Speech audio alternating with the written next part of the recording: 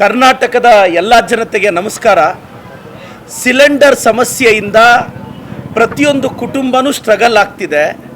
ಈ ಸಿಲಿಂಡರ್ ಸಮಸ್ಯೆಗೆ ಕೇಂದ್ರದ BJP ನರೇಂದ್ರ ಮೋದಿಯವರೇ ಕಾರಣ. ಸಿಲಿಂಡರ್ ಸಮಸ್ಯೆಯಿಂದ ನಾವು ನರಳುತ್ತಿದ್ದರೆ ನಮ್ಮ ಔಟ್ಗೋಯಿಂಗ್ ವಿರೋಧ ಪಕ್ಷದ ನಾಯಕರಾದ ಅಶೋಕಣ್ಣ, ಇನ್ಕಮಿಂಗ್ ವಿರೋಧ ಪಕ್ಷದ ನಾಯಕರಾದ ಸುನಿಲ್ ಅಣ್ಣವರು ಕೇರಳ ಸ್ಟೋರಿ 2 ಪಿಕ್ಚರ್ ನೋಡ್ತಾರೆ. ಇದರಿಂದ ನಿಮ್ಗೆ ಅರ್ಥ ಆಗುತ್ತೆ ಇವ್ರ ಪ್ರಿಯಾರಿಟಿ ಏನು ಅಂತ. ಸಿಲಿಂಡರ್ ಇಲ್ಲದೆ PGಗಳು ಕ್ಲೋಸ್ ಆಗಿದೆ, ಹೋಟೆಲ್ಗಳು ಕ್ಲೋಸ್ ಆಗಿದೆ, ಫ್ಯಾಮಿಲಿಗಳು ಸ್ಟ್ರಗಲ್ ಆಗ್ತಿದೆ.